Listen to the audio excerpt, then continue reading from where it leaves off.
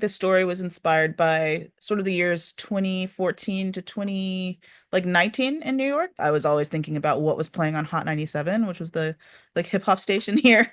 What was I hearing? Like there was a couple of summers where you'd hear like it was like I think it was like summer 2016 where it was like Anti and there's this Drake album, Frank Ocean was sort of everywhere, and you'd go from a car hearing it, and then you go into like a bodega and a 99-cent store, and they'd be playing the same station.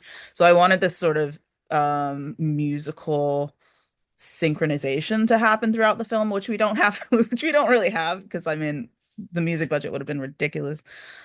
So I started with that idea, like there's a radio station sort of playing constantly through the film. And then when I talked with Matt, Matt's a musician. He used to be a jazz drummer, and I think music was both important to both of our lives and how we saw images. Like I forgot how we started it. Maybe Matt started it. I can't quite remember.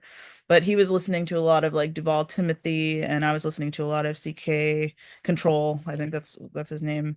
And we sort of put it together, and it just kind of snowballed from there. The Avalanches, I always say I want my films to like my goal would be to make a film where you could just listen to it, and like if you listen to an Avalanches album, you just listen to it and you can hear the world, and there's a bunch of snippets and sound design in there. So I always aspire for my films to sort of sound like that, and especially this one because it was supposed to be a mix of things. Me and Matt would just we'd always think about the sound of things. The first meeting we had when I sent him the outline, we were talking about the sound of snow on an empty parking lot and how the air felt. So we always start it with sound some way because sound is so much connected to like feeling. It makes your body feel a very specific way, and we would always start with feeling. So I think sound was just really tied to that. And then there's supposed to be a lot of music in the film, and that was another the art of letting go. We had a lot of other musical ideas in there. But I think the score is it still captures the spirit of like the music we were listening to.